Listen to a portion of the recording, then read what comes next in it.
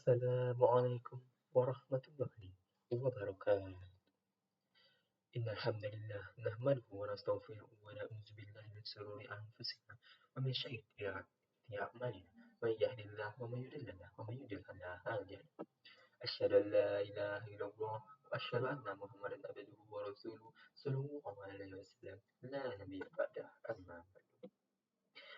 Puji syukur kita atas Allah Subhanahu wa taala yang telah memberi kita nikmat kesehatan dan nikmat kesehatan untuk melanjutkan kehidupan atas ini dengan tujuan melakukan amal ibadah, mencapai yaumul akhir kita, mendapatkan syafaat dari Rasulullah Subhanahu wa taala.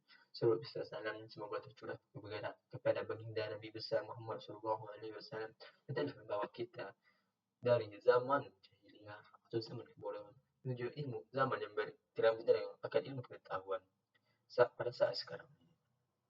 Semoga di yang akhir kita mendapatkan syafaatnya dan kita mencapai keinginan terbesarnya, mimpi terindah bersama Rasulullah SAW.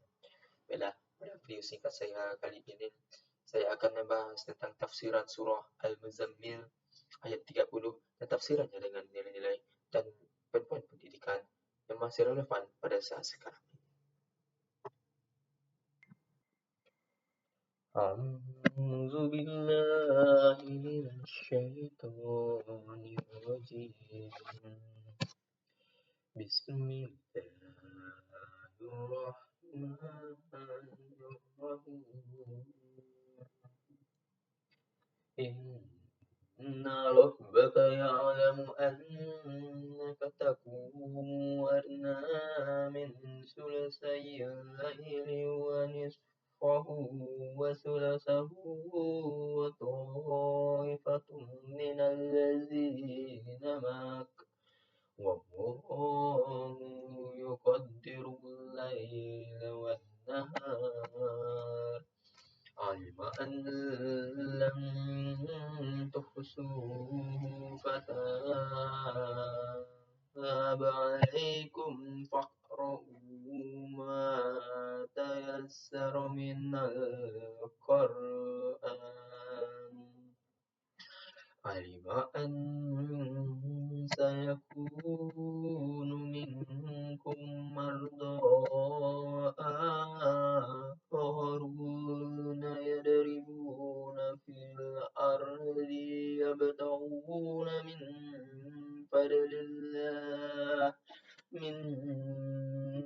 فضل الله وآخرون يقاتلون في سبيل الله فاقرؤوا ما تيسر منه وأقيموا الصلاة وآتوا الزكاة وأقرضوا الله قرضا حسنا وما تقدموا لأنفسكم من خير تجدوه عند الله هو خيرا وأعظم أجرا واستغفروا الله إن الله غفور رحيم. Sadaqallahul Azim. Terjemahan surah Al-Muzammil ayat 20 dengan menyebut nama Allah yang Maha Pengasih lagi Maha Penyayang. Sesungguhnya Tuhanmu mengetahui bahwa engkau Muhammad berdiri untuk sholat kurang dari sepertiga malam atau seperdua malam ataupun sepertiganya, dan demi kepungan dengan segolonganmu dari orang-orang yang bersamamu. Allah menetapkan ukuran malam dan siang. Allah mengetahui bahwa kamu tidak dapat mengetahui batas-batas waktu tersebut. Maka ia memberi keringanan kepadamu. Karena itu, bacalah apa yang lebih mudah bagimu dari Al-Quran. Dia mengetahui bahwa ada yang di antara kamu orang yang sakit dan ada orang lain yang berjalan di muka bumi ini mencari karunia-Nya Allah Subhanahu wa taala. Maka bacalah apa yang mudah bagimu dari Al-Quran dan laksanakanlah salat, tunaikanlah zakat dan berikanlah pinjaman kepada Allah, pinjaman yang baik. kebaikan apa saja yang kamu perbuat, niscaya kamu akan memperoleh balasannya di sisi Allah Subhanahu wa taala yang paling besar pahalanya. Dan mohon ampunlah kepada Allah, sesungguhnya Allah Maha Pengampun lagi Maha Penyayang. Maha benar Allah dengan segala firman-Nya. Adapun asbab nuzul dari surah Al-Muzammil ayat 20 ini berkaitan dengan keringanan atau penghapusan kewajiban sholat malam tahajud yang sebelumnya diwajibkan kepada Nabi Muhammad SAW serta para sahabat pada awal Islam. Pada penyebab ayat turun ini artinya yaitu Allah mengetahui kesulitan yang dialami oleh sahabat Nabi Muhammad SAW dan serta para sahabat menjalankan ibadah yang berat ini sudah terus menerus. Hal ini membuat mereka terganggu akan kegiatannya keesokan harinya. Mereka bahkan ada sebagian sahabat yang melakukan ibadah terus-terusan sampai subuh dan sampai tidak tidur seharian semalam tersebut, membuat ia terganggu keesokan harinya. Memprihatinkan atas keadaan ini, Allah menurunkan ayat ini. Selain itu, umat Islam pada saat itu mulai berkembang, melibatkan berbagai aktivitas yang berat, yang diantaranya ada yang sakit, yang tidak mampu berdiri lama, dan ada bepergian di muka bumi ini untuk berdagang dan mencari nafkah atau kurnia Allah Subhanahu wa taala. Ada juga yang sedang berperang di jalan Allah seperti berjihad.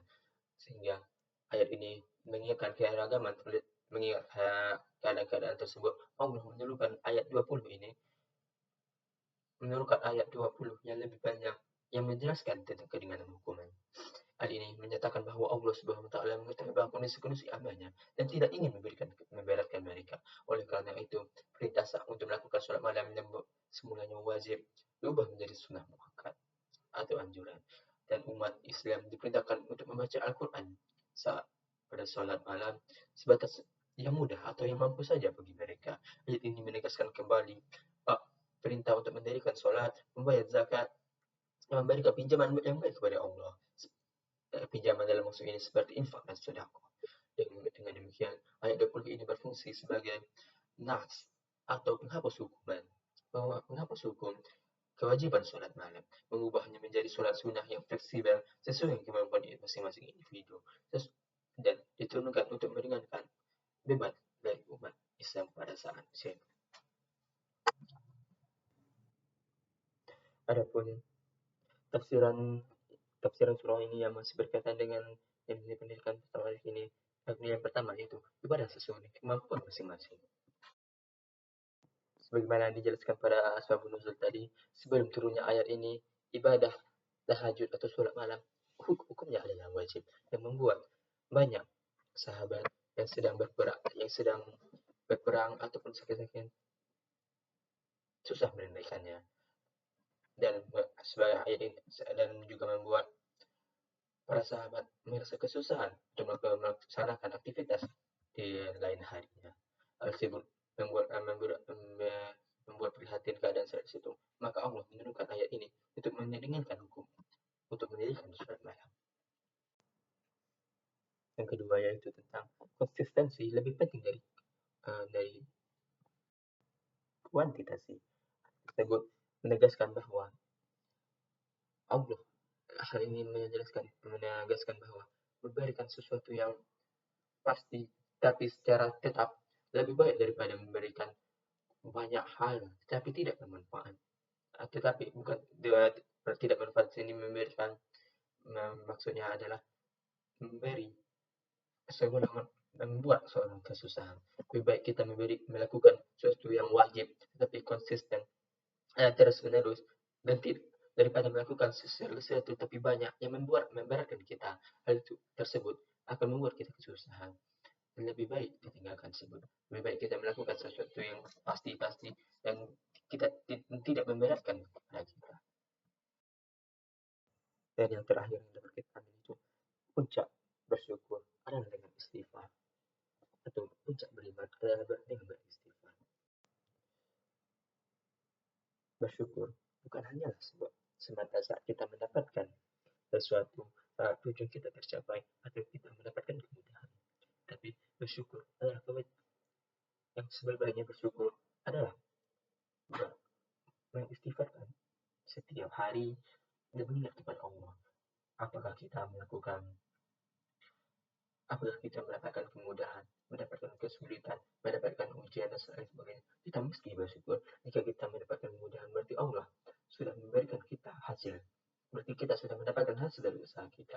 Jika kita mendapatkan kesusahan, maka Allah sedang menguji kita. Dan jika kita mendapatkan ujian, maka itu adalah untuk menempa diri kita untuk mendapatkan hasil yang lebih baik akhirnya di akhir hari. Maka kita mesti bersyukur dalam setiap langkah yang kita dapat lakukan, dan setiap langkah yang kita berikan, dan setiap hal yang diberikan oleh Allah Subhanahu wa taala. Bersyukur bukan hanya untuk nikmat, tapi juga dalam kesusahan. Karena dengan kesusahan itulah kita dapat belajar lebih baik dan mempersiapkan diri untuk lebih kuat dan lebih mantap di kelak hari.